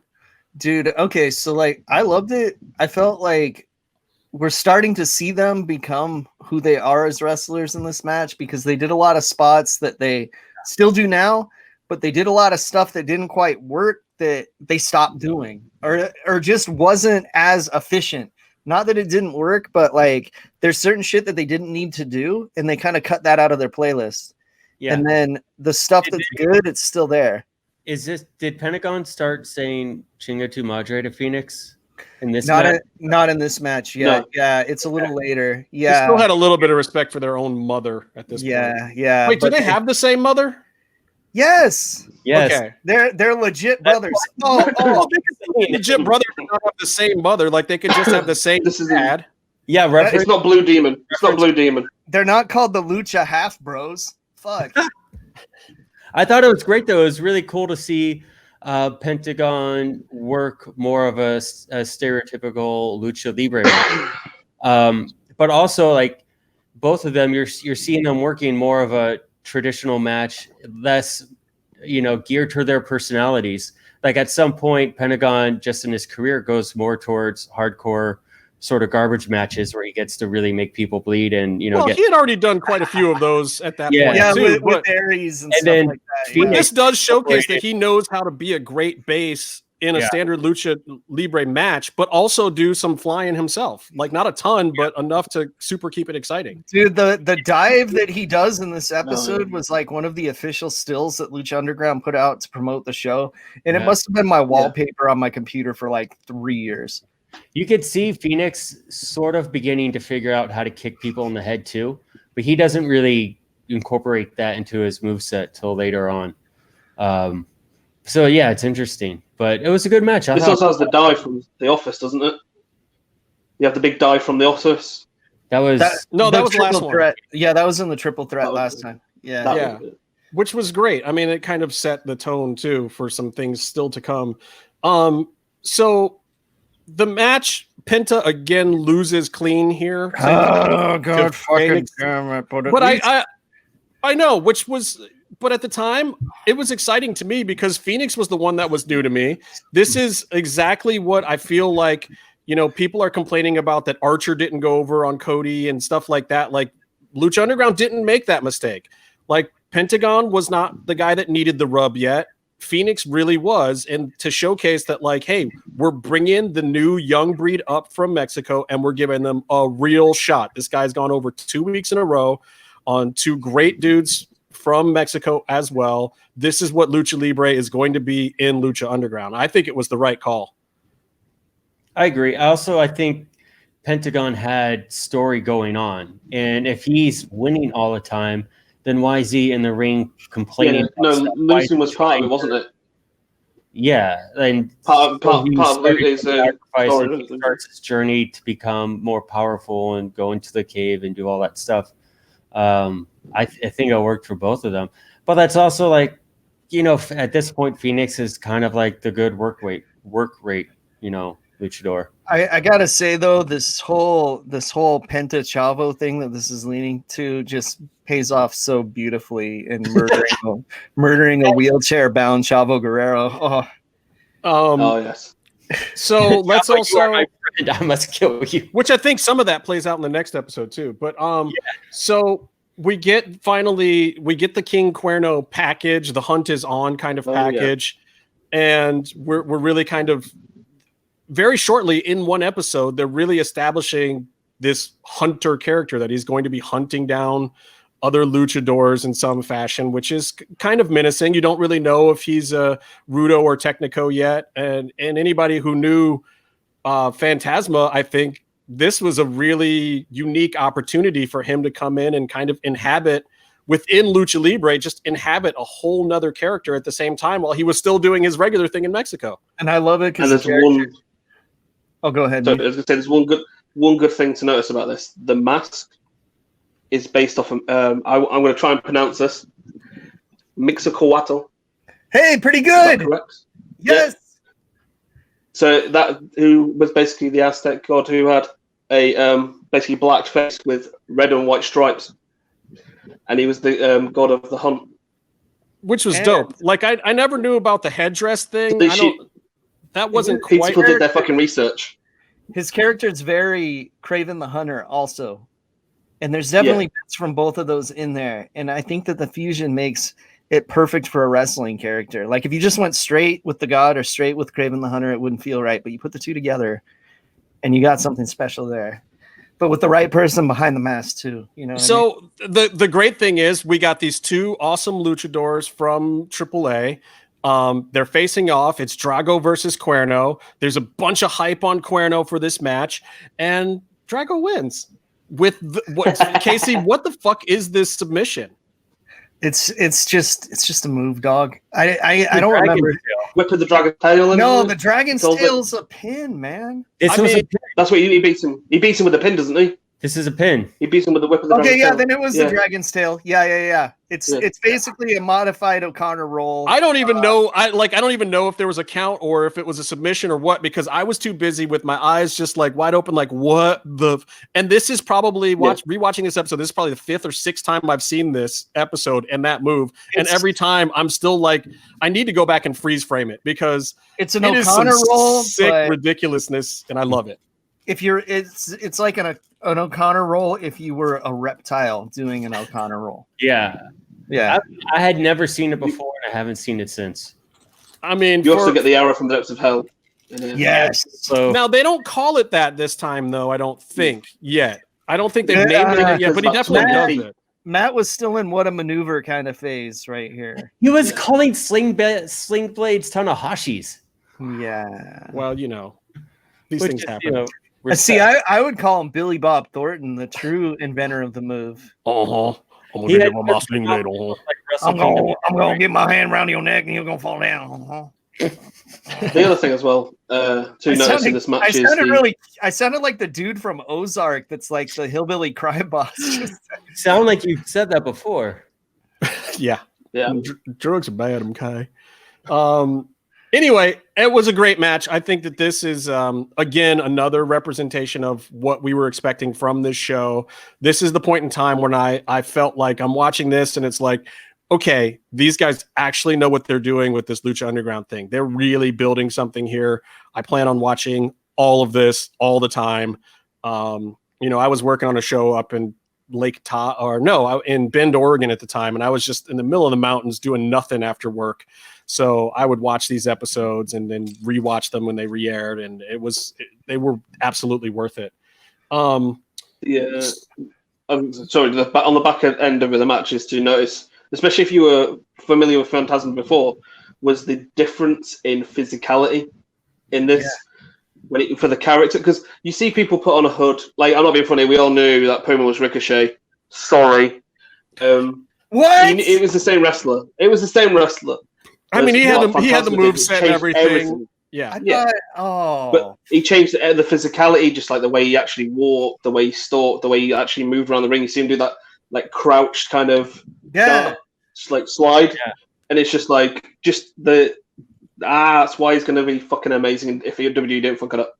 Well, and I think that was part of what set the tone in Lucha Underground as well for people who were going to come in and be different characters.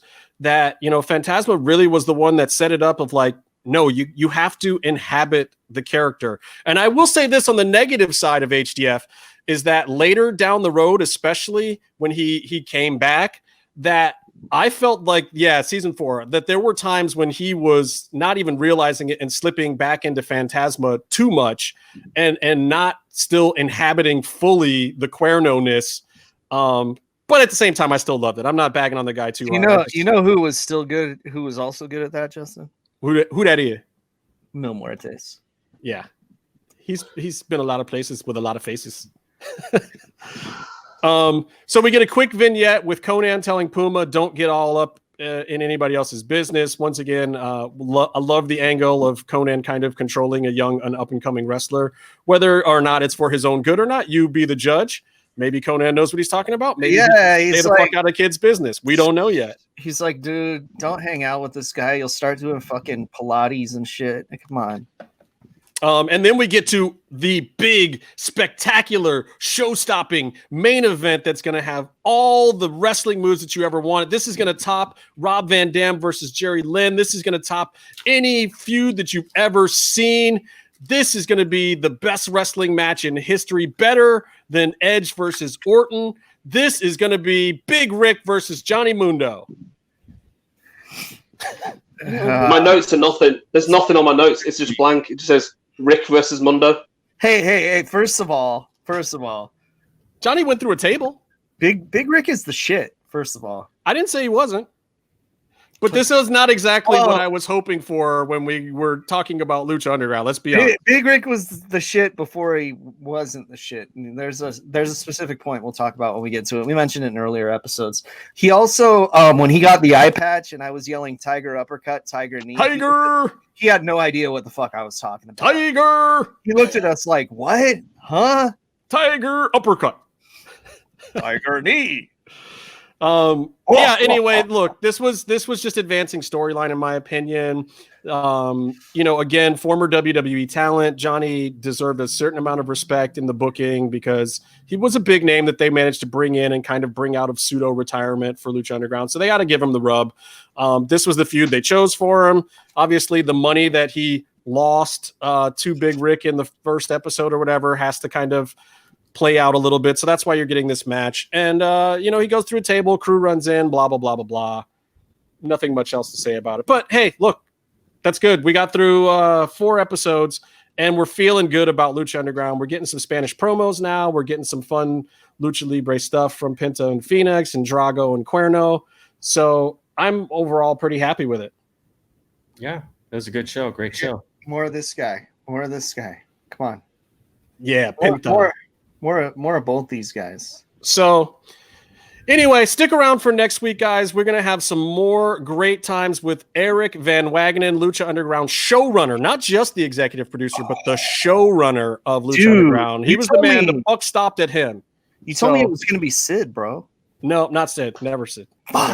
Sorry. Eric Van Wagenen next week, Sid right here on Mass Mats and Mayhem. Don't forget to rate, subscribe, like, review. Please go to those sites. Do all of those things for us because they will help us out. They will help out the entire Lucha Central Podcast Network and our friends at Mass Republic. If you guys go and give these shows the big thumbs up, it really does help. So until next time, stay calm and stay in the mix.